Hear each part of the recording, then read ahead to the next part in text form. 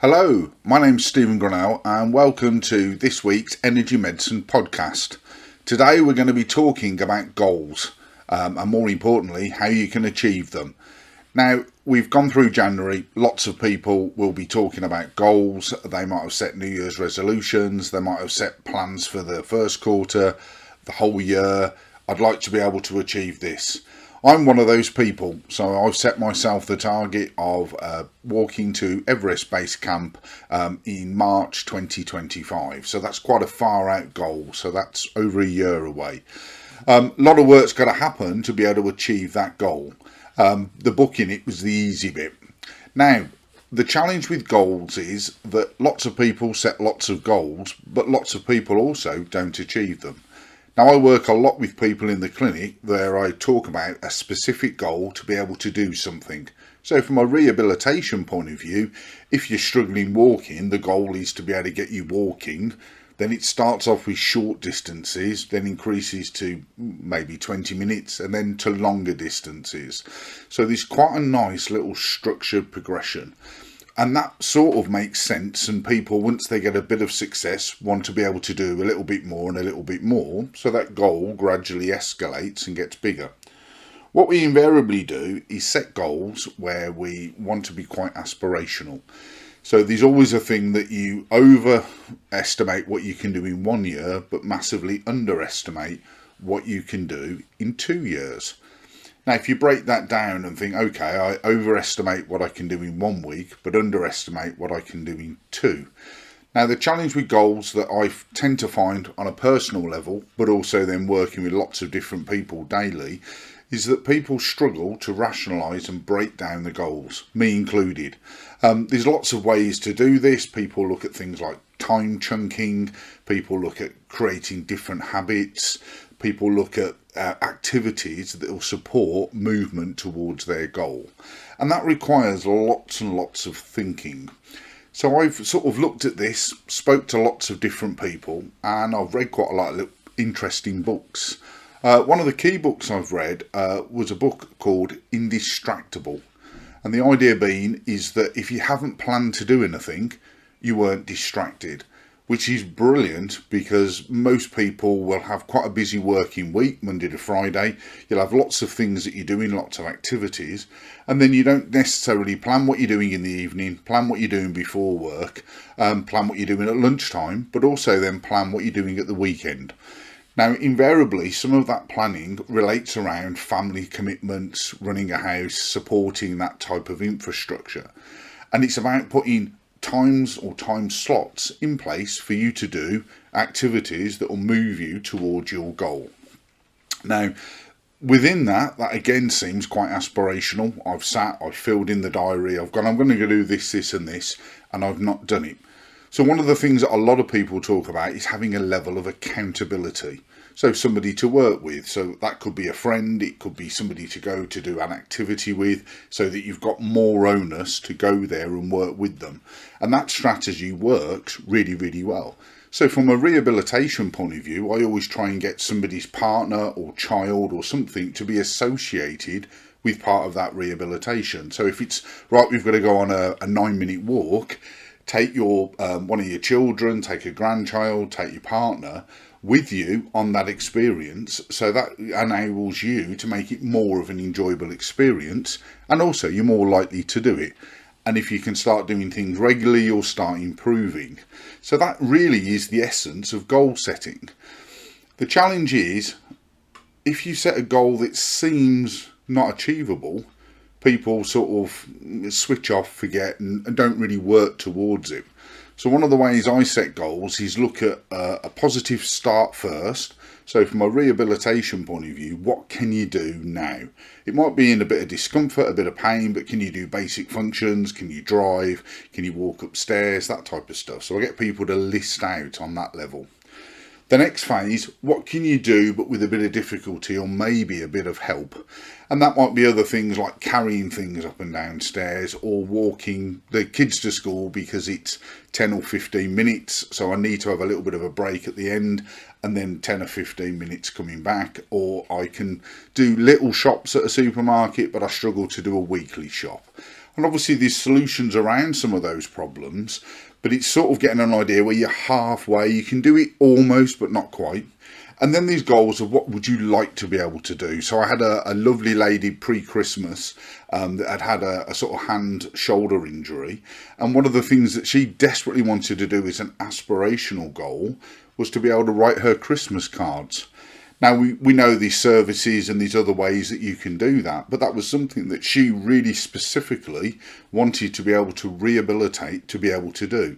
So she struggled initially at holding a pen, but could hold and could make sort of big letters. So we worked with that as a goal and a process. So that was quite focused. And that's something else that's key. It's having something that's focused. So it's not just having an overriding goal, like I want to be pain free. Okay, that's great. But what do you want to be able to do while being pain free? I hadn't really thought of that. What activities can't you do? And then what would you like to be able to do? So that's two lists really. So it's a negative list of what you can't do and what you'd like to be able to do. And then it's looking at some common ground. So a lot of this requires lots of thinking. Now, I tend to find that most people in a discussion about goals, what you'd like to be able to do, aspirationally, myself included, you can get quite creative. There's lots of things that you'd like to try. I'll have a go at this, I'll have a go at something else. And then after a week, maybe 2 weeks, other stuff gets in the way and that goal tends to slip and we're not achieving it. So I wanted to speak to you today about some reverse engineering. So the idea being that yes, it links into habits, which we'll cover in detail in the future, but a lot of it also links in as in what's your minimum standard. So you've got to change a little bit of what your minimum requirement is. So rehabilitative wise, one of the things that I get people to do if they're really struggling with movement is to do a 3-minute walk on a daily basis. So that means that they need to leave their house, walk for 90 seconds, turn around and walk back home. So it's a very, very short amount of time. It's actually shorter than it takes for the kettle to boil. So if you came in from doing an activity, whether it's work, whether it's a social activity, and went, right, I've got to do my rehabilitation, you could come in, fill the kettle up, put the kettle on, nip outside, walk for 90 seconds one way, turn around and walk back, and that is your rehabilitation for the day as a base standard. Now that, when you look at it, it seems, oh, everybody would do that, but you'd be amazed at how many people miss sessions because, oh, it got too dark and I'd forgot about it, or I hadn't done it at this point, or I hadn't done it at that point. And it's so easy to put blocks in the way of that base level. So the key thing is to look at what's your minimum standard rather than what I'd like to be able to do aspirationally. We'd all like to be inspired and work and be highly motivated and get loads of stuff done. And you can with practice, but that's the key thing, practice. What you need to look at is what's the bare minimum. So what's the lowest level I can do to do something to get somewhere. So I've started doing more email marketing, and I've struggled because I'm writing quite different style of email. It's trying to be engaging, it's trying to be informative, it's trying to engage my readers so that they read the email, and I'm not a copywriter. So I'm having to work on doing one email at a time. I might have a sequence, and rather than trying to do all the emails in one go that somebody that's a professional could do quite easily, I'm working on doing one email at a time, having a theme, working on it, doing it, and then say, right, that's finished, let's move on to the next one, and then move on to the next one, and then move on to the next one. So it's quite small baby steps, but the minimum standard is to do one email. So what I try and work on with clients is to get them to do one activity or bout of rehabilitative exercise per day. So the idea is that there's a level of frequency. That what I found from working with different people is that most people are most engaged and most keen first thing in the morning. So I give them a short amount of rehabilitative movements to do first thing in the morning. I talk a lot about making drinks and tea, but it's something that everybody does. So if you've got an activity that you can do in a kitchen environment or a dining room environment, you're more likely to do it if it's associated with something else, and that builds in again to habits. So that's the first thing, it's looking at a minimum standard. And the idea being is that as that minimum standard, you start getting better and better at something, things start to grow. So with the email example, you've done 1, you've done 2, you've done 3. By the end of the week, you could have done 7 emails, which is much further along than sitting there going, right, I'm going to spend the day and I want to write 7 emails. That's quite challenging, particularly if it's something you find difficult. Now, the other thing is, we talked a little bit about accountability, and I find that a lot of people will say to me, I struggled over the weekend doing my exercises, but I did some of them in the week. So they do some before they come and see you, because they know that's almost the first question you're going to ask. And I myself have struggled from an accountability. I've been inaccurate. I've gone, right, I'm going to go to the gym this day, this day, this day. I've worked out a program. I know what I need to do. I've planned it out. I could do it on these days. I've got the slots, but I've been inconsistent in my training. So I've got a goal. It's quite far away. And my brain's gone, oh yeah, it's further away. I'm going to worry about that yet. I've got other things to worry about. And that is exactly the same as 99.9% of the people that I work with, and probably you can resonate with. There's going to be things that you've set yourself to do that you are exactly the same. I'll do that in a bit. Lots of people look at things like weight loss, training, physical activity, because that invariably is quite different to what they normally do. Now, I look at myself in my work life. I'm quite efficient. I'm very good at time management. I put a lot of effort into the clients I work with, into the content I put out, into helping people, whether it's online with sort of verbal discussion or whether it's actually within the clinic space. So that type of work I'm very good at and very intense and very slick. Where I struggle is all the stuff around it, whether sometimes that's home life, setting stuff up and other activities. And also I find that a lot of distractions come in from outside. So one of the key things that I'm going to stress is to look at something where you've got intermediary accountability. So one of the things that I've done, I've talked about a trek. I've said, okay, I'm going to do some walking training. I'm going to do some gym work. I've got the slots. I'm a member of a gym already. I know exactly what I need to do to get to a point, whether that's from a weight reduction and a fitness increase. So I've signed up intermediately to do a 25-mile walk for charity. It's the Shakespeare Hospice on the 12th of May. So it's a Sunday, and I'm going to spend all Sunday walking, raising money to help for a local charity. Now, that's got 2 motivators. The first is it's for a charity, so you've got a level of motivation to raise some money to help support a charity, which is a good thing. You've got a public thing because you're going to share that with lots and lots of people and say, look, I've got a Just Giving account. Can you support me in this great charity? I'm going to be doing this walk, etc., etc. And then you've got a personal drive, because 25 miles in a day is quite a long walk, so it's quite arduous. You're looking at being able to walk for around 9 to 10 hours. You're going to be in a group. You might need to help a few people. You're going to jolly each other along. So it's a lovely shared experience. But there's quite a lot of accountability. You want to be fit enough to be able to do that type of activity. And for me, when you're chatting to people, what do you do? Oh, I do rehabilitation. So the last thing I want to do is to be struggling in that environment. So I've deliberately set myself an intermediary target, like this halfway. So can I walk 25 miles? I haven't walked 25 miles for a long time, but I have walked 12, 13 miles reasonably recently and quite regularly. So I know I can do half the distance. So it's about saying, okay, well, in 3 months' time, I've now got another goal, an intermediary goal, which is going to support me in my longer term goal. Now, bear in mind that if I'm doing an Everest Base Camp trek, then obviously you're going to be walking continuously for 12 days. So every day you're going to be walking. You're going to have different challenges. You're going to be up in some steeper areas, flatter areas. You've got altitude. But you've got all of these different variables that you've got to cater for. But the key thing is you're doing something every day. So I need to build myself up to be able to do activity every day with small amounts of rest, so maybe 1 day off a week. At the minute, it's over a year away. So my brain's gone, I don't need to do anything.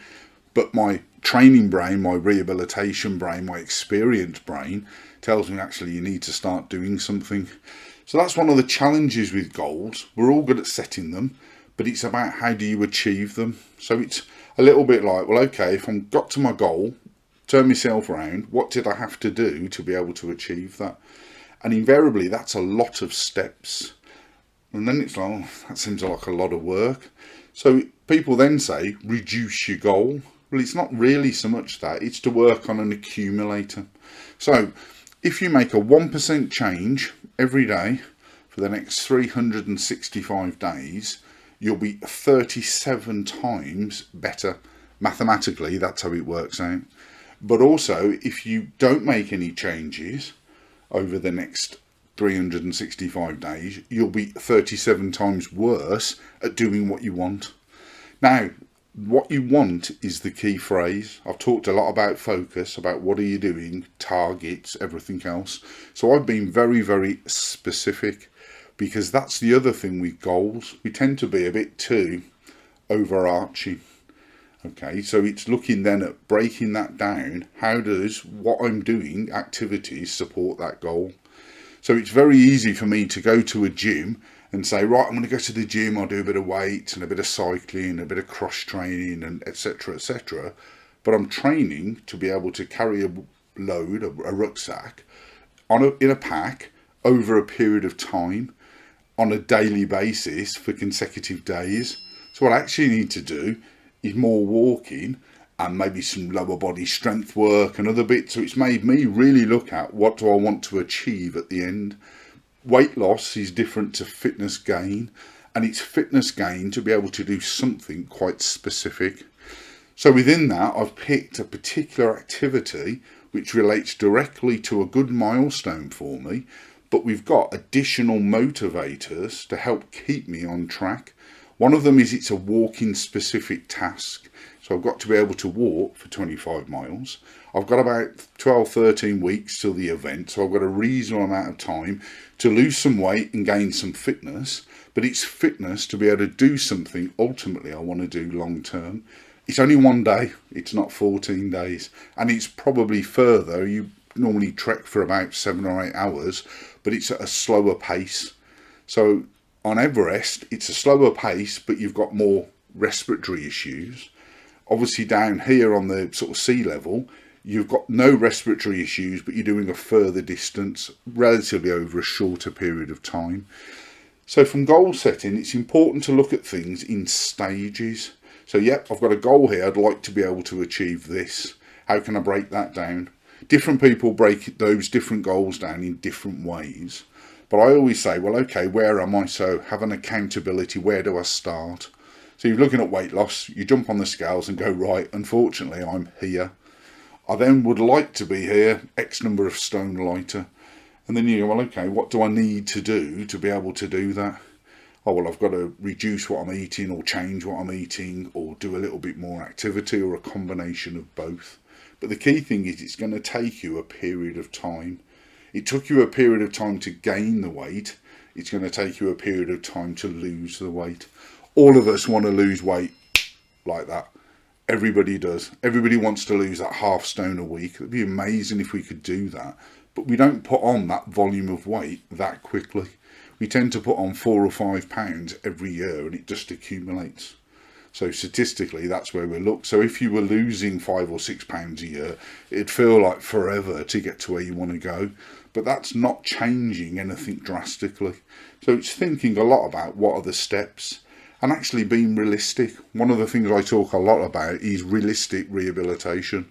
It'd be easy for me to say, oh, we can fix you in blah, blah, blah, blah, blah, and it's really, really fast and it's really effective. It takes a bit of time. It takes your body time to catch up. So key things, goal setting, is looking at where you are now, something intermediary, so that like bridging step to enable you to go to the next phase. But look at a goal that's stretching, that's challenging, that's enjoyable, but it's something you want to focus on and it's something you want to do. Lots of people will come and see me and go, oh, my foot's hurting, my back's hurting. I've got to do these things to make myself better. That's the motivator. It isn't, I should be doing these things so that I can do more activity. It's all about getting better. Once they're better, they stop doing a lot of the rehabilitation movements because they've reached their goal. So it's a very, very short window. And it'd be lovely if everyone came back and said, right, what do I need to do going forward so I don't hurt myself again?